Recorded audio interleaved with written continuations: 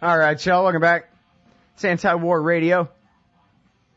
I'm Scott Horton, and on the line is John Glaser. He's our assistant editor at antiwar.com. I think I'm an assistant editor, too.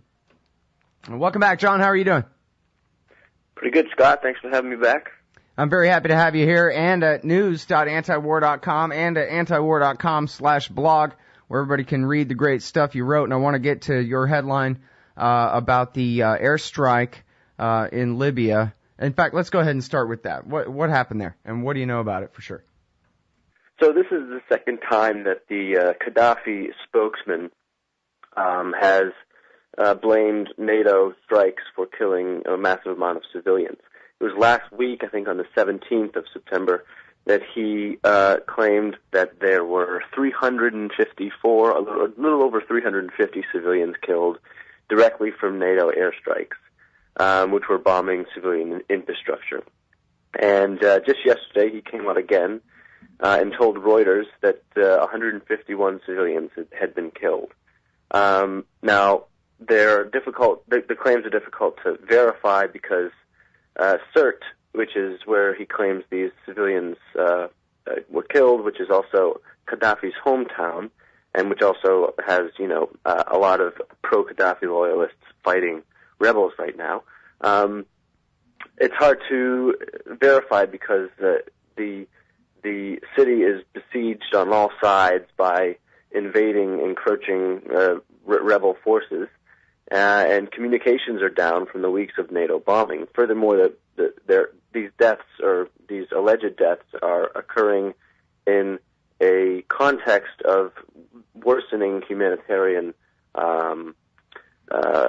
circumstances. There's lack of food, lack of electricity, lack of water. The medical care for residents is either non-existent or very poor. The spokesman for Qaddafi said the city hospital stopped functioning altogether, and then patients simply died because nothing could be done to help them. So that's what's been going on.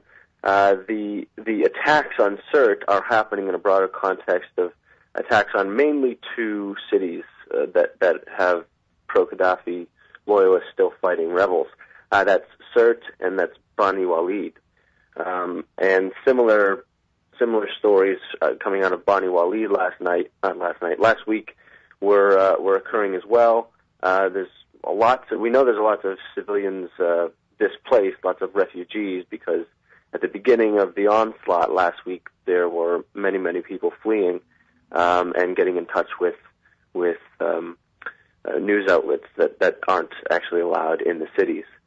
So that's the situation thus far. One last thing I should probably say is that just yesterday the NATO leadership extended their involvement in the Libya war officially for another 90 days. Well, wait, hold on that. We can get right to that. Well, and I guess, part of the question will be answered there. How many towns are left to fall to the rebels at this point? How necessary is it, for example, that the French and the British keep bombing from the sky? Well, it's not necessary at all, in my opinion. They claim it's necessary. Sirte is fighting. It's a coastal town, and so on three sides, from the east, west, and south, the rebels are sort of encroaching, and they're fighting people who are still battling for their own city, who are loyal to Gaddafi. Mm-hmm. And NATO planes provide reconnaissance, so they tell them where people are, and they also provide bombing.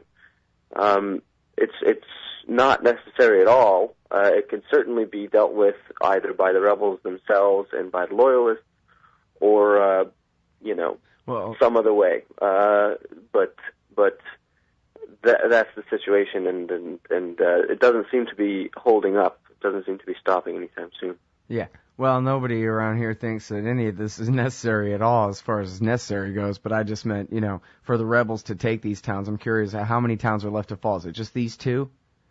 It's just these two. There was one more last week, but it hasn't been in the news lately, so I think the fighting there is minimal or negligible in comparison, at least. That town was called Sabah, and I believe it's either subsided. That's the central town. It's not in the coasts. And I don't believe that there's that much fighting there, but it's mainly Bani Walid and Sirte. Mm-hmm.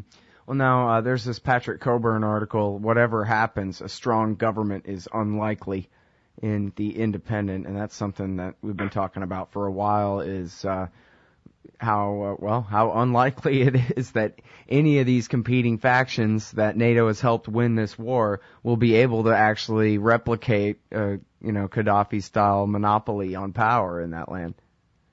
Well, of course. I mean, I think it bears repeating that the United States got behind a disparate group of rebel factions who have their own human rights abuses and their own questionable ideas about how Libya should be governed, and their own internal problems and so on and so forth. They got behind them, and now they're expected. Obama just this week was at the UN and did more to officially recognize the Transitional National Council as the governing authorities in Libya. There's not much indication that they know how to run a country or handle a full-time government. The small faction, the Benghazi-based faction of the rebels that are most in power, with most connected to the NTC, are only a small faction. And what's sort of too bad is that reports have been coming out about looting of Qaddafi's many stockpiles of weapons that he left over. And now that just different factions within the rebel groups are looting those stockpiles of weapons, not only are they creating a black market where those weapons are being exported to places like Niger and the Gaza Strip, and Russia claimed that Al-Qaeda might have gotten their hands on some of them.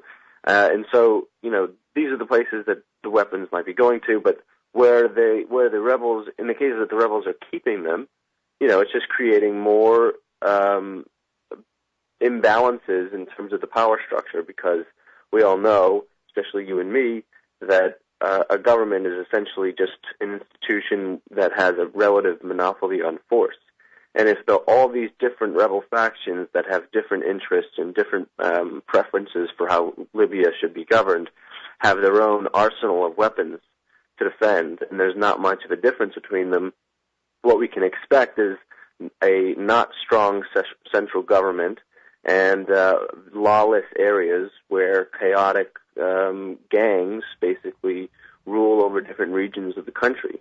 That's a dangerous set of situation, and I don't see anyone on the world stage, placing enough criticism over that sort of aspect of this war. Mm-hmm. Well, and when they finally get around to it, when the infighting gets too bad, they will only know of one solution, which is we must commit troops to establish peace and stability there so that we can have democratic elections and train up their army, and then they'll stand up and we'll stand down in 20 years and whatever.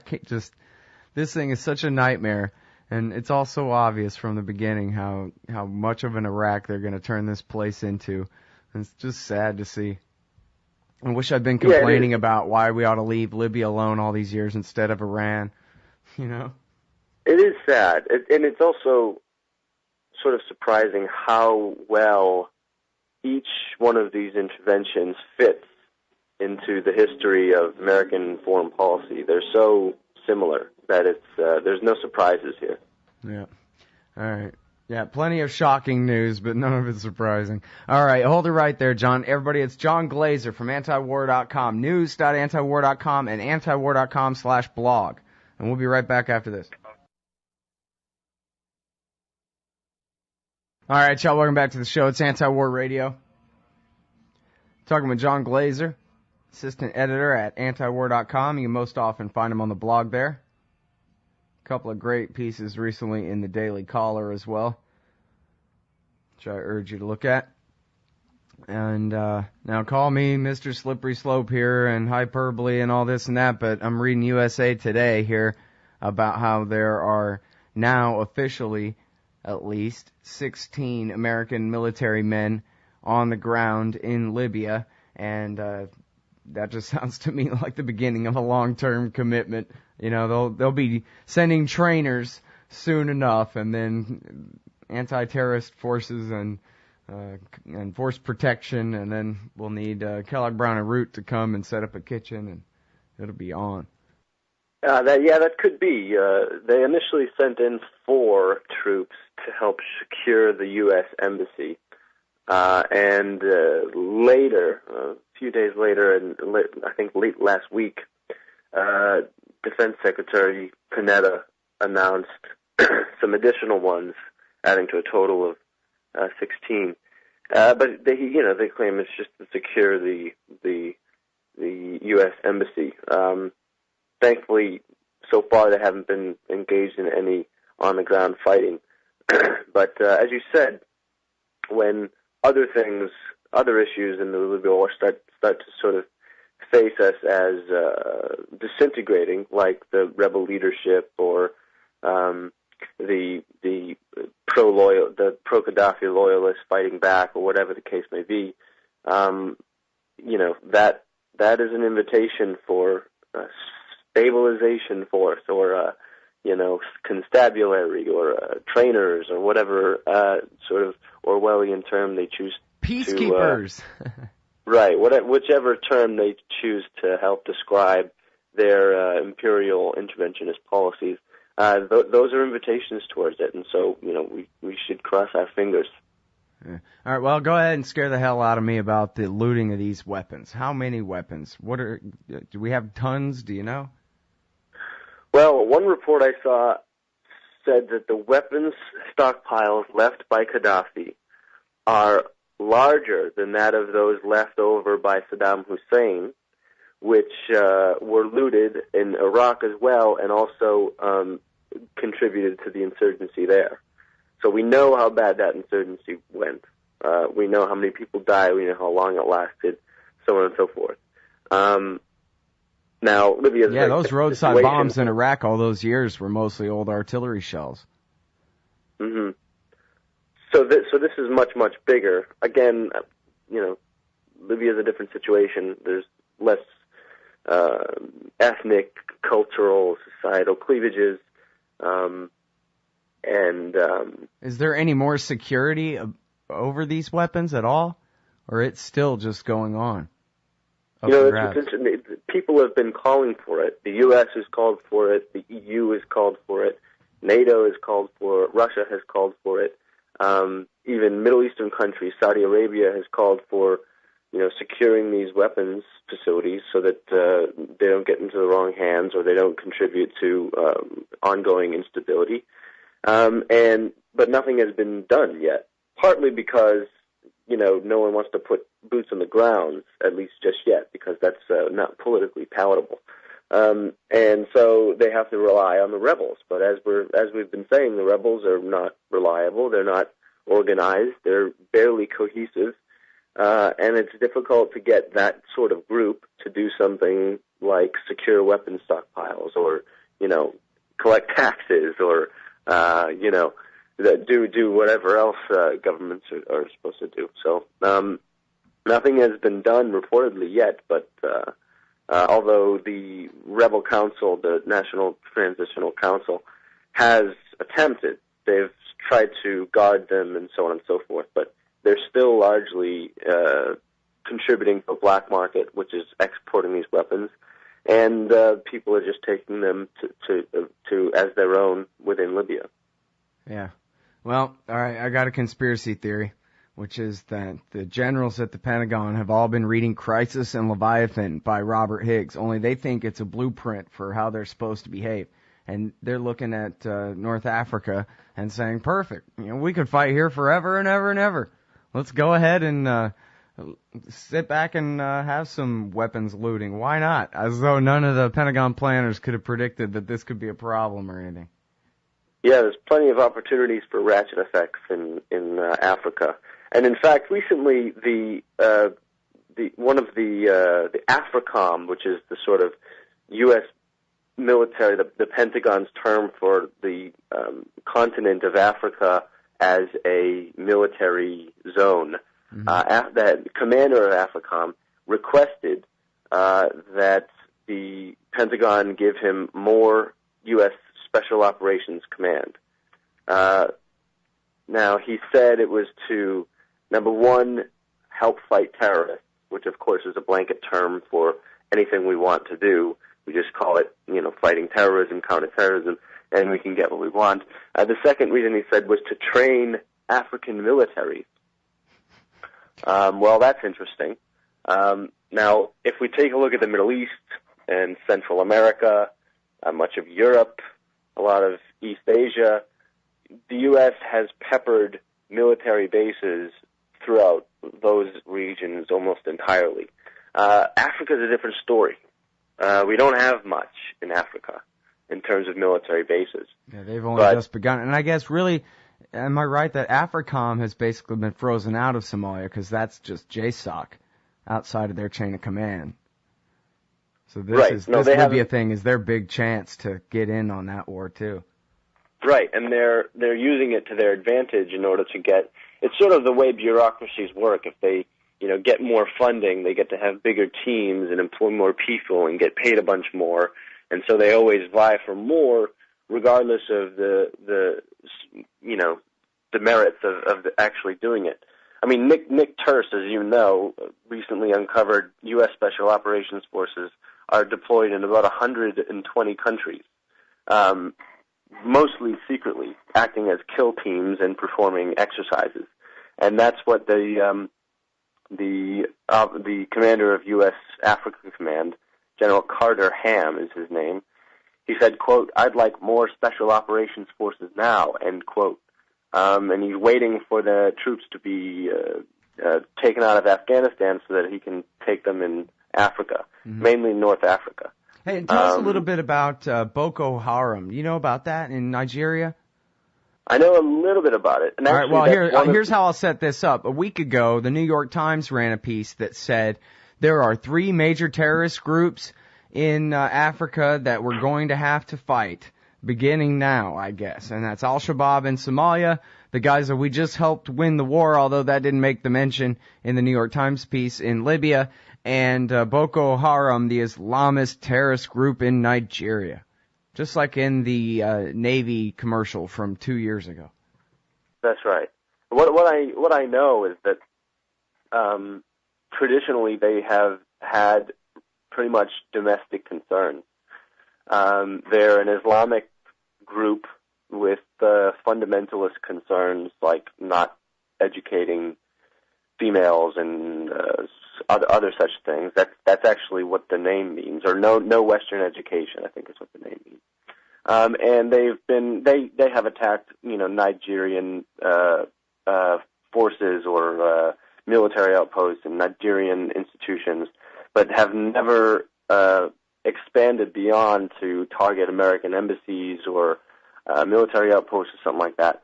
And what's happening now is that they might be at the beginning of expanding that influence and expanding their scope to target America. And so then now they're in the sort of field of vision of AFRICOM and the Pentagon as an excuse, despite the fact that they're probably so minuscule a threat that it's definitely not worth any troops, not worth any sort of much worrying about at all. But it'll certainly be used as an excuse, as it is with Shabab, as it is with the Islamic Maghreb, and it will be with Boko Haram. They frame it as that's national security, and they try to justify military bases, higher levels of special operations command, so on and so forth. Yeah. Well, there used to be a generation of military men who wanted no more Vietnams. They wanted the Powell Doctrine, in and out quick and don't get bogged down. And now it's like they're just in search of a Vietnam War to fight. The Niger Delta, there's a great place to get bogged down. Amazing. It's suicide, but on it goes. All right. Thanks very much, John. As always, appreciate it. Thank John you. Glaser, everybody. News.antiwar.com, antiwar.com/blog.